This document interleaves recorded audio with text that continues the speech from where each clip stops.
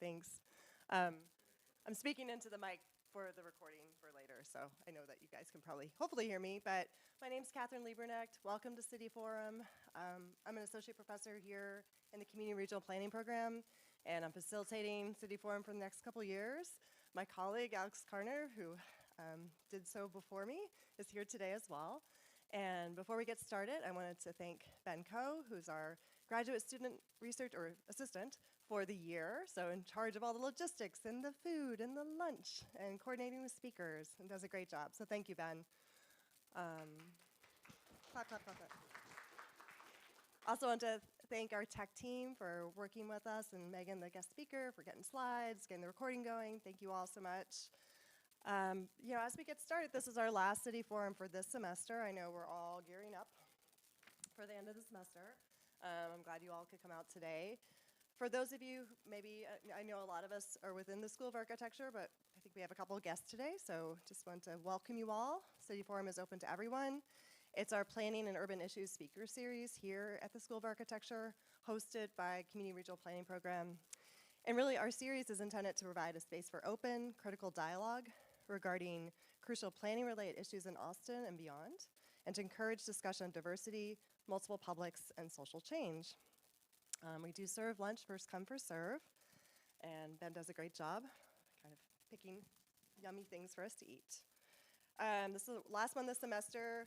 We do have our lineup almost finished for this spring, but maybe like a lot of you, I'm kind of going day to day right now, so I can't really recall it off the top of my head, but it'll be very exciting and intellectually stimulating, and we'll release that within the next week or two.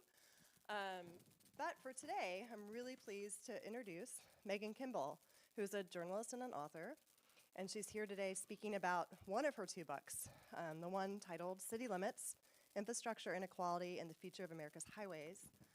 So Megan lives in Austin and currently works for the Houston Chronicle, where she's a journalist, covers Texas politics and the economy. I kind of put out a little survey to our planning faculty earlier this year, asking for ideas for guest speakers, and Megan's name came up a couple times, in particular with this work, so we're really thrilled to have her here today. This book chronicles the troubling history of America's urban highways and the battle over their future, following residents who risk losing their homes and businesses to planned expansions and examining successful highway removals to argue that we must dismantle these city-splitting roadways. So Megan will be speaking for about 45 minutes or so, and then we'll have half an hour for discussion, questions and answers, kind of wrap up by 1:30. Thank you all for coming today. Megan, thank you so much for joining us. We really appreciate it, and welcome. Yeah.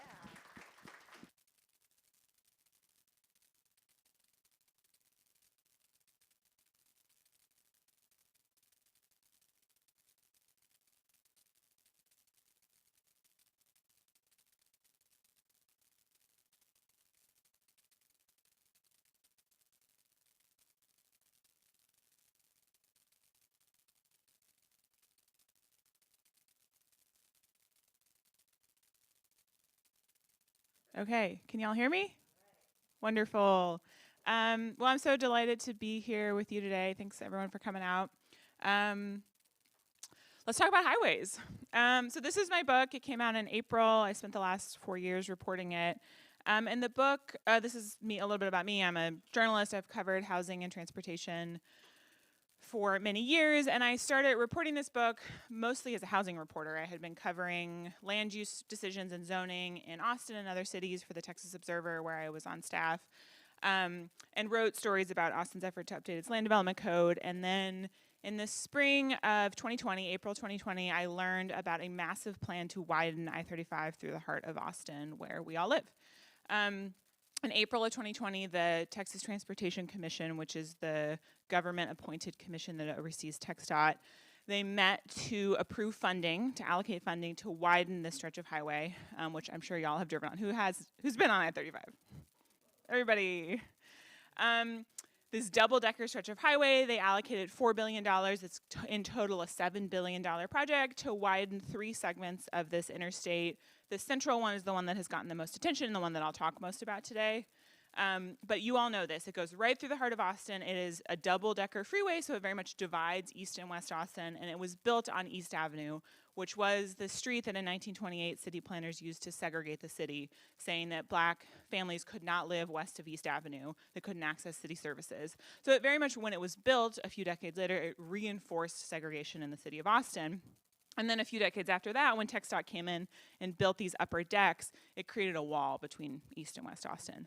And what TxDOT intends to do is expand this highway, which at its widest is 12 lanes currently, including frontage roads, to 22 lanes in some stretches. Massive highway. So I started thinking about this sort of in terms of a housing story, like all of the discussions around the Land Development Code update in Austin, which would have allowed more dense housing to be built within the city of Austin, which is largely prohibited by our Land Development Code.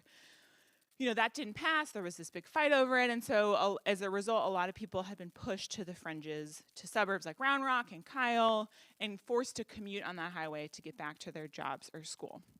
And I thought, sure, this really seems like the same story. This is fundamentally a housing story. We have built these sprawling cities, and as a result, people need their cars to get everywhere they want to go.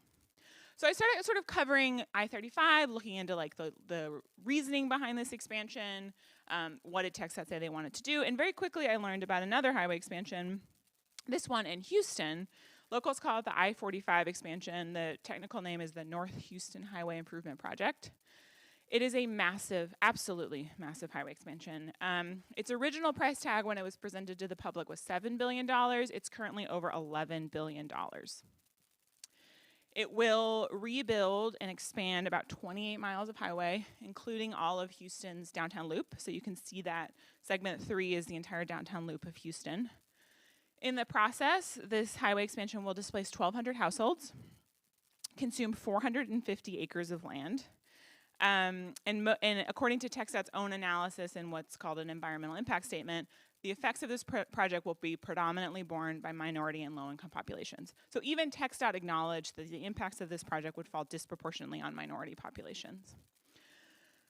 So I started reporting on this project.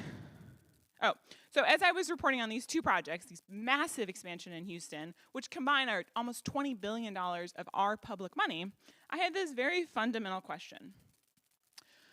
Widening highways does not fix traffic. We have known about this phenomenon since at least 1962, shortly after the Interstate Highway Program became law, when an economist wrote a paper in Traffic Quarterly laying out the principle of induced demand. And in it, he said, on urban commuter expressways, peak hour traffic congestion rises to meet maximum capacity. What that means is when you add a lane, people drive more. Travel is a supply and good, travel is a good like any other, and it follows the rules of supply and demand. So when you make supply cheap and abundant, demand also increases.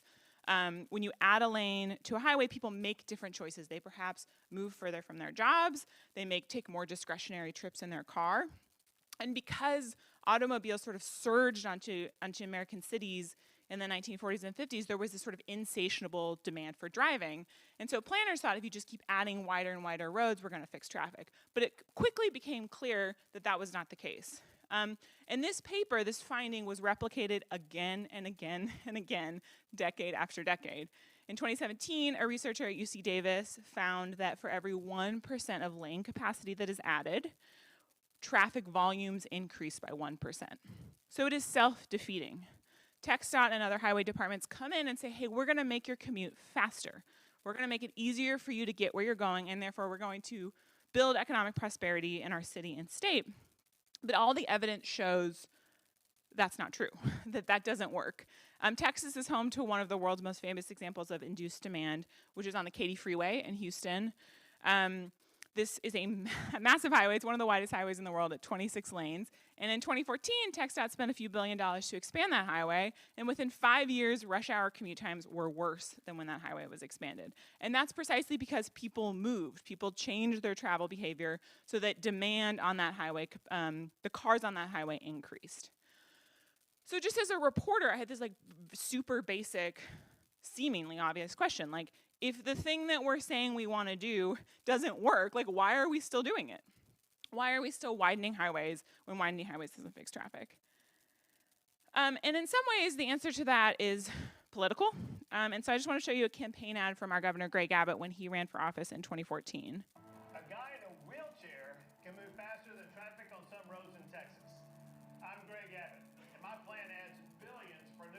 construction without raising taxes, fees, or tolls. We pay for it by ensuring that money dedicated for roads will be spent only on roads. And no more taking highway funds by the legislature to pay for their pet projects. Elect me, and I'll get Texas moving. So there's a lot to dissect in that ad, and we will circle back to it. But what I think is notable is that our governor a decade ago ran for office promising to fix traffic in Texas cities as part of a bid for economic prosperity in our state. And when he came into office, he delivered on that campaign promise. Texas voters passed 2 propositions that basically funneled excise taxes and taxes on the oil and gas industry into the State Highway Trust Fund. And that fund was constitutionally required to be spent on roadways, which I've talked to a lot of activists who say, I don't know if voters knew that when they approved these new sources of funding. With all of that new funding, Greg Abbott created a program or an endeavor called Texas Clear Lanes, and it's nested within TxDOT. And the stated objective of Texas Clear Lanes is to get Texans moving in our 5 major metros.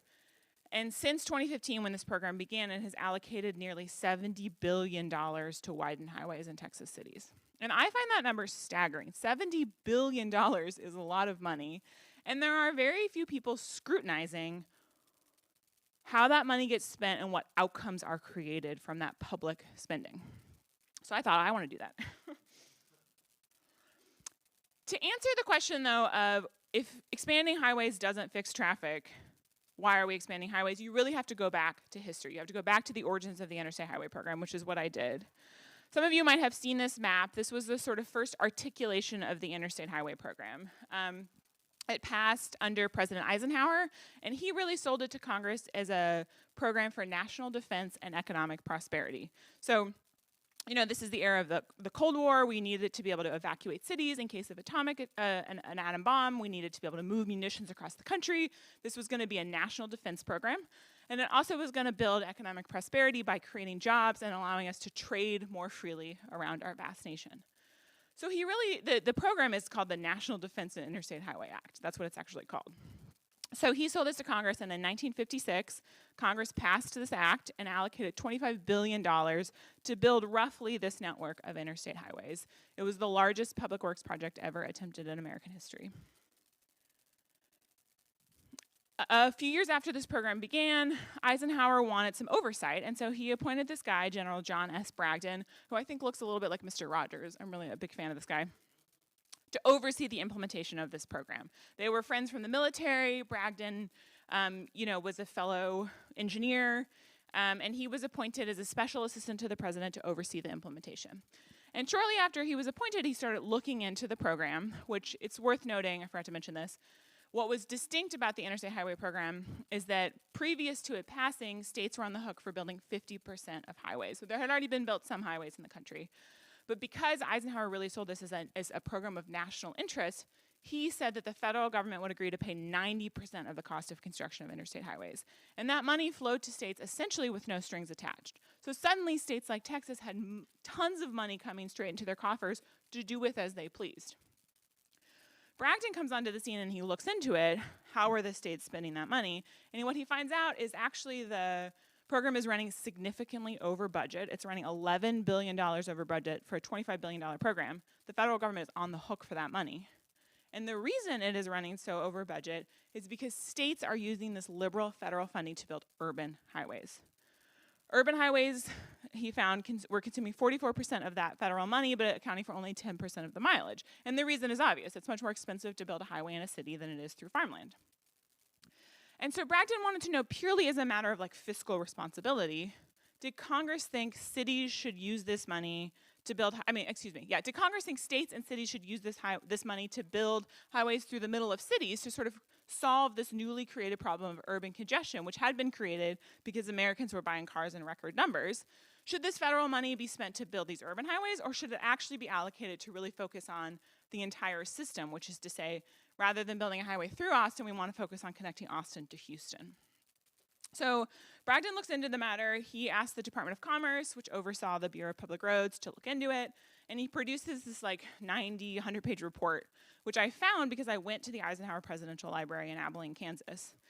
And I sort of had this inkling before I went that Eisenhower had not been a fan of the implementation of the Interstate Highway Program, but I went and I found this report. It's this interim report that Bragdon presents to Eisenhower, and he presents it in the spring of 1960. And I think its contents are pretty striking, particularly to maybe the urbanists of today. And he tells Eisenhower that states are using federal money to build these urban highways, and that, in fact, this is actually not going to solve the problem they have set out to solve. He says that interstate highways should not be directed toward the center of congestion. And indeed, actually, this is not going to solve the problem of rush hour traffic problems. Practically all the experts on the transportation problem of cities agree that rapid transit and mass transit systems are the solution. Cities and states are saying they want to solve rush hour traffic, but he's an engineer. He knows people take up much less space than cars. And indeed, what cities need to be doing to solve this problem is to build transit systems. But what they're doing instead is actually using this federal money for interstates to tear out existing rail lines and trolleys to build interstate highways. And so Bragdon tells Eisenhower that he should direct the Bureau of Public Roads to give states direction on how they can use this federal money, that this money should come with strings attached, and that states should be required to, refocus on the national program of building highways, of building connections between cities. And Eisenhower's response to this presentation by Bragdon is captured in this memorandum that's, in his files in the library.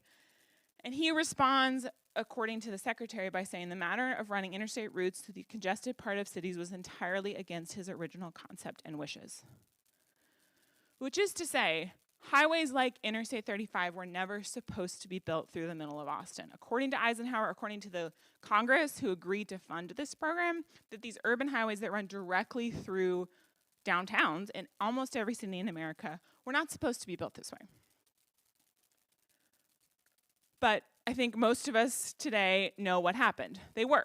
This is a picture, an aerial photograph of a neighborhood in Houston called the Fifth Ward. It's a historically black neighborhood settled by freed slaves after the Civil War. A very kind of complete community. People worked there, they shopped there. People didn't need to leave the Fifth Ward because there were schools, there was a commercial district. People walked all around the neighborhood. I talked to this one woman, an elder, who said, she was a kid.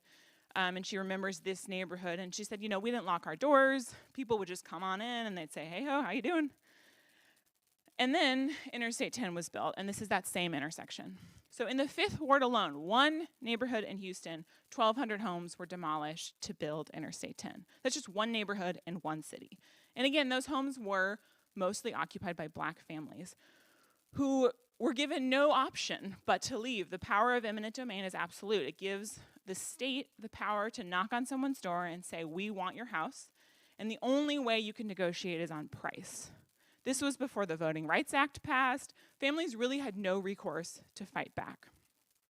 So this community was really dispersed. It was, the Fair Housing Act hadn't passed. There were not that many places for black families to move in Houston. And so this is actually Oneri, the woman on the left of your screen. I found her just basically by knocking on doors in this neighborhood, trying to find people who remembered the neighborhood before the highway was constructed and who were impacted when it was. And Oneri's family lived in one of those houses that I just showed on that slide, and they got a letter in the mail from the Texas Highway Department saying, hey, we need your home. So she had to move to a neighborhood called Cashmere Gardens, which is just north of the Fifth Ward. And she was determined to graduate high school from Phyllis Wheatley High School, which is a very prominent black high school in Houston, and so she walked back to school every day. She walked 4 miles every single day back to school so she could graduate from this high school. And she doesn't remember it that much as being a hardship because everybody did that, right? A lot of families had been displaced, and so there was this gang of 12-year-olds that would walk back together. I found Oneri actually through her ex-husband, a man named Curly Goodry, and that is his house in the middle. That's the house he grew up in and that he bought from his parents after they passed. And that house used to look out over a street of houses. It used to be part of a neighborhood. And when the highway came by, that became his view. He looked out over this massive trench that split apart his neighborhood. And I tell that story just to reveal that there are still people alive who remember these neighborhoods before highways were constructed. And I think for people like me, many of the people in this room, it's very hard to imagine our cities without highways, right? It's really hard to imagine what they look like before. And so I found a lot of like wisdom in talking to elders who remember these communities before highways were built. So fast forward a couple decades, Eisenhower does not give direction to the Bureau of Public Roads to change course. Oh, I forgot to add that detail. Why didn't he give direction to the Bureau of Public Roads to change course? Well, it's an election year. It's 1960. He says the states will rise up in arms if any direction is given, and so he just allows it to continue apace. And so as a result of that decision, these interstate highways are built throughout American cities, and transit ridership plummets, in part because they enable, this coincides with the growth of the suburbs. These highways and suburbs were mutually reinforcing. Federal housing policy had created the suburb through, various financing mechanisms and government-backed mortgages. And so as people were moving out from city centers, these highways were built concurrently to allow them to get home. As white families were moving out from city centers, it's worth mentioning. And so as a result, transit systems across the country absolutely cratered. The ridership plummeted from 1950 to 1960. It halved just in the course of a decade. And that's because cities were spending so much time and energy getting people into their cars. So before the 1960s, transit operators were largely for-profit private companies. It was just seen as a for-profit company that didn't require government subsidy. But in the 1970s, there started to be a debate in Congress asking the question, should we spend public money to fund these transit systems? They are cratering, they are going out of business, transit ridership is plummeting because of these interstate highways. Maybe we as a government should spend some of our transportation money funding these highways. And so there was this debate in 1972 in Congress about opening up the Highway Trust Fund, which is how we build these highways. We tax gasoline, and that tax is siphoned into the Highway Trust Fund. And before 1972, all of that money was spent to build the Interstate Highway Program. And a group of congresspeople in the 70s posed that question, should we open up the Highway Trust Fund? And it was remarkable for me to read some of their testimony because a lot of them were Republicans. This was very much not a partisan issue. It was an urban-rural issue. And so this is a quote from John B. Anderson, on the chair of the House Republican Conference, on the floor of the House, testifying why we should open up the Highway Trust Fund to transportation spending. And again, it's like he understood induced demand. He says, few of us were farsighted enough when we passed the Interstate Highway Program to see that merely expanding the mileage of modern urban freeways would be a treadmill-like proposition due to the increased traffic that we now know such routes inevitably generate. If we could not know these things then we know them now. This was 50 years ago. As a result of this fight, the Highway Trust Fund was opened up to fund transit. A decade later, the kind of agreement was calcified under President Ronald Reagan, of all presidents, to increase the gas tax and funnel some of that revenue into highway spending, into transit spending. And the backroom negotiation that was agreed upon in order to get this gas tax increase passed was that a cent of the 5-cent gas tax increase would go to transit and 4 cents would go to the traditional highway programs. And so that created what's called an 80-20 split.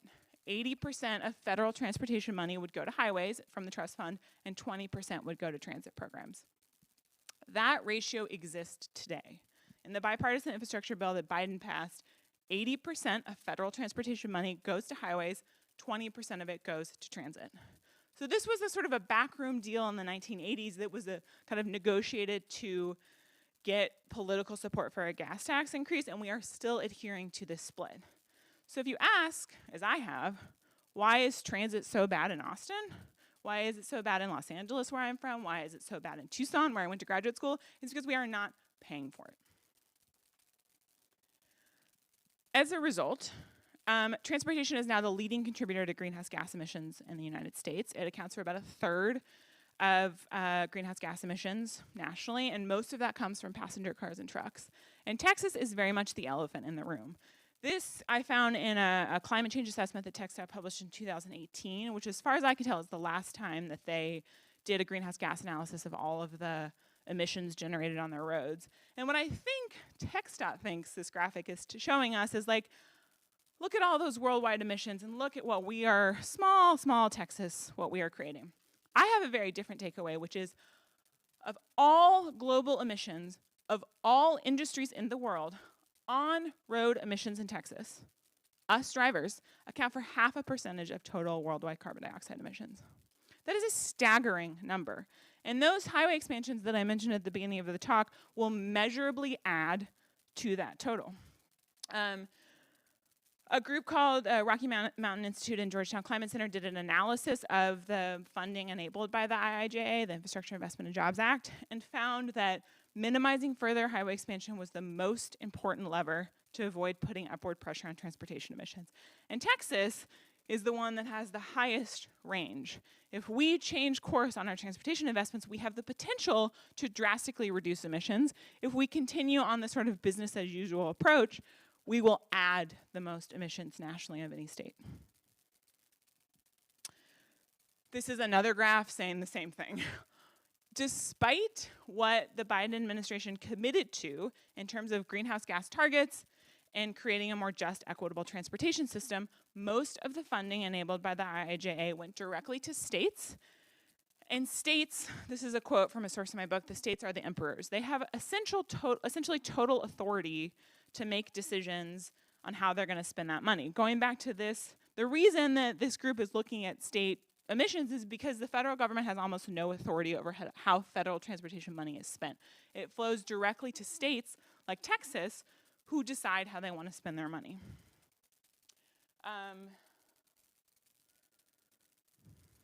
Anyway, I was going to go off on a tangent, but I'm not going to do that. But there is a growing resistance to the kind of endless treadmill of freeway expansion. And it is largely becoming a climate fight. So in the 1950s and 60s, there were freeway revolts in almost every city across the country when these highways were built. People turned out en masse trying to protest these freeways. There were famous protests in Golden Gate Park, in San Francisco, in Washington, D.C., in Baltimore. And organized coalitions of residents stopped some highways from being built. They erased lines from maps. And there is a resurgence of effort trying to stop further expansion and actually trying to get rid of some of those highways altogether. Most of the highways that we built in the 1950s and 60s, just like I-35, are coming to the end of their physical lifespan. So these highways are made of concrete. Concrete degrades. They need to be repaired or rebuilt. And so what's happening is that, like Austin, many states and many state DOTs are saying, hey, this highway is at the end of its lifespan, we're going to build it back, but we'll build it back bigger. And so as that happens in city after city, there's this sort of growing resistance to that form of development. And this group of they call themselves the freeway fighters, have started trying to organize against these massive state DOTs. And that's mostly what my book looks at, is the kind of grassroots resistance to this form of development. So I went to Cincinnati a year or two ago, it's hard to say, to cover the kind of first national convening of these freeway fighters. Most of them are volunteers. It's very much a grassroots movement. And in the book, I look at freeway fighters in Texas. So this is a picture of Molly Cook and Susan Graham. They are both nurses. Susan is retired, but they met when they heard about the I-45 project in Houston. And both of them had the same sort of nurse reaction, which is that's going to make our air quality a lot worse in Houston. And we in the ER see a lot of people come in with respiratory diseases. So we don't want that. We're going to try to fight that highway. And so what they did, which was really powerful, is they went door to door in all of the neighborhoods impacted by this massive highway expansion. So that's a picture of two volunteers going, you can see the highway right in the background, going door to door saying, hey, this highway right here is going to get expanded. It's going to take your home or it's going to take your neighbor's home. A lot of people had no idea. They were renters, so their landlord simply hadn't told them that they might have to move. And even some homeowners who stood to lose their homes didn't know. I spoke with one woman who was an immigrant and she only spoke Spanish, and she had gotten a few letters from TxDOT in English, and she didn't know what they said. This is Modesty Cooper. This was at my book launch in Houston. She is a woman in her 30s in Houston. She grew up there. She served as a civilian for the U.S. military for a decade, and she was in Iraq when she was like, hey, you know what? I think I'm ready to come home. I want to go back to Houston and put down some roots. And so she bought a parcel of land in the 5th Ward, very close to that intersection that I showed you a few minutes ago. Bought an empty parcel of land, hired a contractor, and designed herself a brand new house. 2019, she got home from Iraq to move into her new house, and she went to the post office and found a letter from TxDOT saying, "We need the land that your house is on to expand this highway." And Modesty, to her credit, said no. And she got in touch with this group called Stop TxDOT I-45 that was formed by Susan and Molly, who I showed you earlier. And along, using the help of some other grassroots folks, she filed a civil rights complaint, saying that this project violates Title VI of the Civil Rights Act because it disproportionately impacts Black and Hispanic people. As a result of her complaint and several others filed by elected representatives, the federal government actually paused the project for 2 years. They wrote a letter to TxDOT and said, "Stop what you're doing on this project while we investigate these serious civil rights complaints." This group, Stop TxDOT I-45, organized protests in the street, trying to make a stink and draw attention to some of what TxDOT was doing. So this is a protest that they organized a couple summers ago. The building behind them is a building called Lofts at the Ballpark. It's like a 3-building apartment complex right near downtown Houston. It's on a light rail line. And there's 3 different buildings, and the front building was in the footprint of the highway expansion. And so TxDOT bought these buildings as it was proceeding with its plans for the highway expansion. And then the federal government paused the project. And shortly after the project was paused, a volunteer with Stop TxDOT I-45 was on the light rail going to work, and he saw construction fencing going up around the apartments. And he thought, wait a sec, I thought this project was paused. I thought the federal government had explicitly said, TxDOT, you are not to pursue any activity related to this expansion. So he called the construction company, confirmed actually that they were planning to tear down all 3 buildings, and he looked in the environmental impact statement, which TxDOT is legally required to document the impacts of their projects, including how many housing units will be displaced, and found that TxDOT had actually only accounted for the loss of housing in the front building, and yet they were moving forward with tearing down all 3 buildings. So within a week, they organized this massive protest. More than 100 people came. The mayor of Houston paid attention. He had a press conference where he said, TxDOT, you can't take more than what's needed. And it really garnered a lot of public attention. And as a result, the FHWA intervened, the Federal Highway Administration, and said, TxDOT, you can't tear down those back 2 buildings. And the last I know, which is my information is a little dated, those 2 back buildings are being used now for permanent supportive housing for people exiting homelessness, which is a long way of saying organizing works. Organizers, other ways that they have made these projects visible. I think what is sort of interesting and difficult from an organizing perspective and also from a reporting perspective is that these highway expansions basically exist as 8,000-page PDFs for a decade. And then suddenly they start to get built. They're very wonky, they're very hard to understand, they're very slow moving. It's very hard to kind of bring into the public space something that will impact so many people, but it's hard to visualize. It's hard to understand what does it mean that the I-35 expansion is going to take 140 properties. Like, what does that mean? What kind of properties? So what activists have done is try to project that onto our built environment. So on the right, the TxDOT wants a highway here. This is in Houston, where these activists stenciled this on sidewalks across the city looking at the right-of-way line maps in these very wonky government documents. The picture on the left is actually a picture of Star Seeds Cafe, or Stars Cafe. Y'all might be familiar with it. It's on the I-35 frontage road in Cherrywood. It's like a diner that's been around forever. It's in the footprint of the highway expansion. And so what activists did is they held a press conference there a couple years ago. They invited city council members who spoke against the expansion, and they put up this bright pink tape up and over the building to show, where you are standing right now will soon be a highway.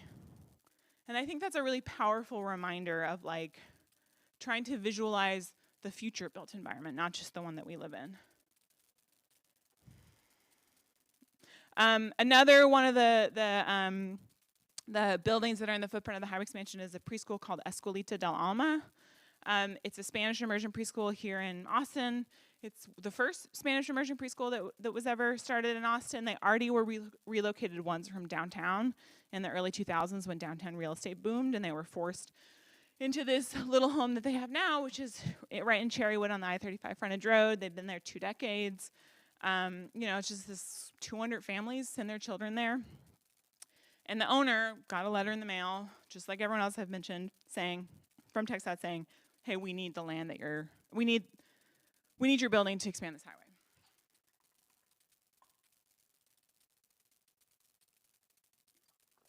And that is not an impact that gets documented in the environmental impact statement. La Escuela del Alma is listed as a building that will be demolished, a business that will be displaced. But like I said, 200 families send their children there. Like, that's the kind of geography of 200 families' lives. Their day-to-day, they drop their kids off, they pick them up. That is an essential part of their economic prosperity, is being able to work, because their children have childcare. So I spent a day in the school just like hanging out with 4-year-olds, because 4-year-olds are cool. And I was there on a day when this class was looking at medios de transporte, like modes of travel. And so I took this picture because most children, their favorite mode of travel is a fire engine.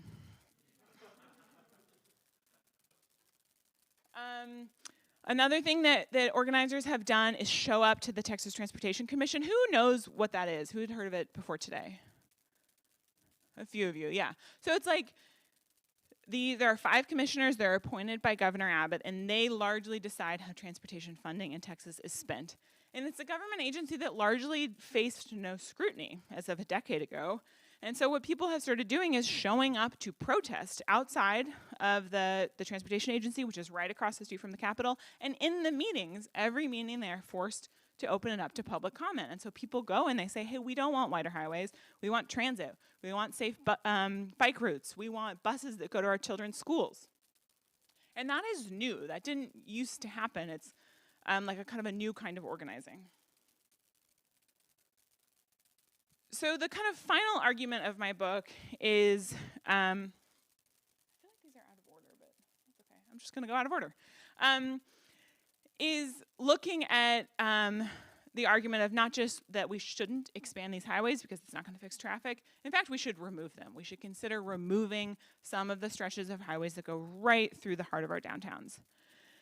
And this is a picture of I-345 in Dallas. And about a decade ago, an urban planner there named Patrick Kennedy moved to Dallas. He lived in a neighborhood just east of the freeway and worked in downtown. And so he started walking to work every day under that highway.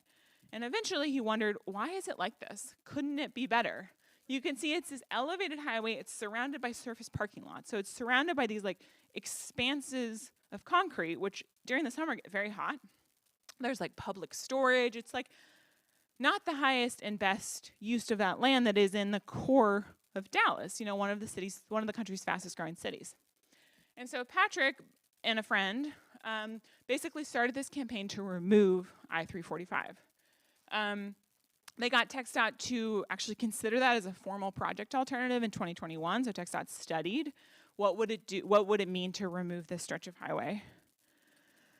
And Patrick and his friend commissioned a study, not from TxDOT, but from a group called the Tool Design Group. And they found that removing I-345 would sort of either liberate or increase the value of 377 acres of land. That is a lot of land. And that land, there's so much of it because of those surface parking lots that I mentioned. Like, who wants to develop right there? Like, who wants to live next to a highway? Developers are not building apartments there. They are not building offices there. And so by removing that, you make that land much more attractive. You could also leverage that to do something for community good. You know, there's $9 billion of development potential in that land. You could require developers who want to access that land to build affordable housing. And importantly, I think what the study found also is that creates taxable land.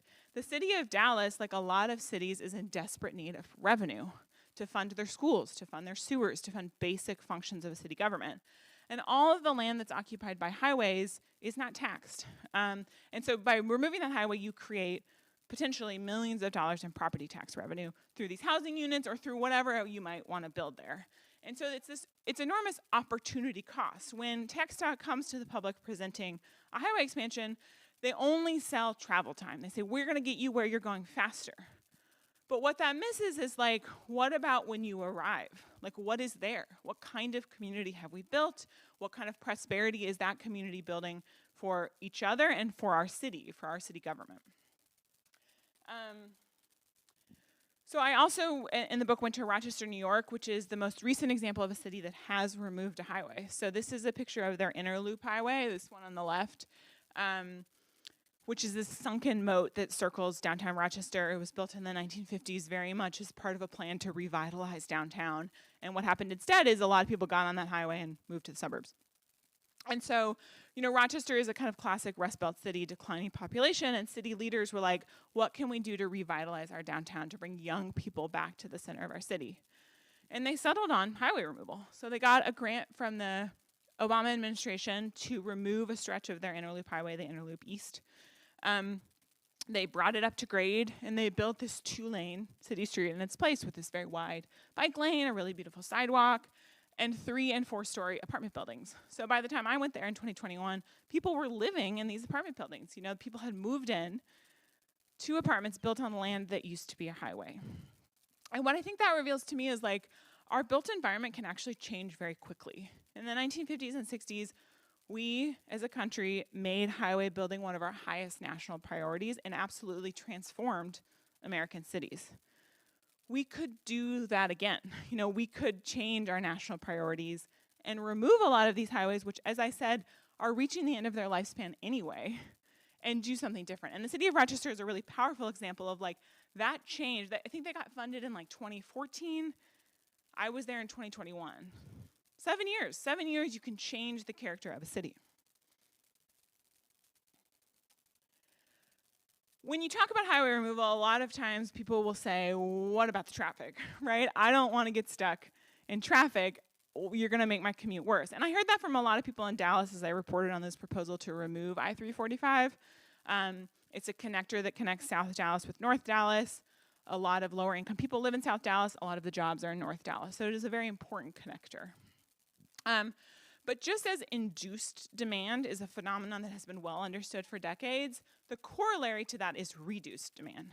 When you remove road capacity, people drive less. They choose other modes of travel, they combine trips, they carpool. And so a study of more than 100 projects across the world that reduced road capacity, even controlling for increased travel on parallel routes, found that traffic volumes go down by about a quarter. So there's a measurable increase in driving when you make it harder for people to drive. There have been famous examples of when freeways have been closed because of an earthquake or a natural disaster. Transit ridership measurably increases in those cities. So people are rational consumers of travel, and when it's harder to drive, they will make other decisions. And so the idea that if you take away a highway, the same number of cars will try to use that travel route is actually demonstrably false. So to circle back to my original question, why are we still doing this? Why are we widening highways when widening highways doesn't fix traffic? And there are lots of ways to answer that question. I spent 4 years. I wrote about 100,000 words trying to answer it, which you can all read. But my most simple answer is that we believe that driving creates prosperity. We as Americans have been sold on the idea that enabling seamless car travel will make us all more prosperous and more connected. And there are lots of ways to disprove that, and I really endeavor to tilt at that in my book to show how making transit and walkable communities actually increases prosperity and connection. But this is still a persistent belief that persists in both parties. So this is the first quote is from our governor, Governor Greg Abbott, who's a Republican. Everything we're doing for transportation infrastructure feeds into keeping Texas #1 in the nation for economic development. And then the governor of New York, Kathy Hochul, who is a Democrat, earlier this year paused this massive project to implement congestion pricing, which would have taxed drivers to fund the transit system. And the reason she cited for pausing congestion pricing is that hardworking New Yorkers are getting hammered on cost, and they and the economic vitality of our city must be protected. And I heard her say that, and I thought, boy, she really sounds like my governor. There is this belief that economic vitality and car travel go hand in hand. And you can look to almost any other city across the globe to see how that's not true, that they do not have to be coupled. Mexico City is a really good example of a place that maybe people don't think of as being very transit friendly, but because of kind of overwhelming pollution and gridlock, the city spent a lot of money invested in its transit systems, and transit, you can get around Mexico City, the bus comes every 3 minutes. It's an absolutely connected city that doesn't require a car to live in. So things in the US are beginning to change. Like I said, this is increasingly becoming a climate conversation around transportation. And so freeway widenings have been canceled. In Los Angeles, there's a group of residents in a predominantly Hispanic neighborhood who fought for years against the widening of the 710 freeway, alleging that it would increase air pollution in a neighborhood that already had higher rates of asthma and respiratory diseases. And the federal government agreed that that project would violate the Clean Air Act, and so it was canceled.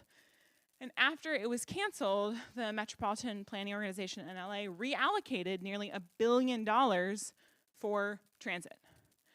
And what I think that shows is like, there is an opportunity cost to all the money we're spending on highways. We could spend it on different things. We could spend the $7 billion that we're gonna spend widening I-35 to double our transit capacity in the city of Austin. And that is a policy choice that our state lawmakers are making. Colorado is a great example of an instance where state lawmakers are making different choices. The state elected a governor, Jared Polis, who made climate his top priority. He ran on climate. And so shortly after he was elected, the Colorado legislature passed a law requiring every state agency to make a plan to reduce their greenhouse gas emissions by 90% by 2050. After that passed, the Colorado Department of Transportation looked at their portfolio of projects and said, oh, hey, we can't meet that goal if we pursue some of these highway widenings that we have planned, namely the widening of Interstate 25 right through the heart of Denver. And so what they did, I wrote about this for the New York Times, they canceled that highway widening and they reallocated some of that money to build bus rapid transit in Denver. And that's happening in cities across the country. It's happening in Ann Arbor. It's happening in places that you might not expect to have a robust opposition to highway building. And what I think this shows is the locus for change is states. It's state legislatures and it's governors. And I think that's like a lot of people ask me, what can I do? And I think to me that's like the takeaway, which is if you really want to change how transportation funding is spent in the state of Texas or in the state where you're from, your state legislature is who you should go talk to.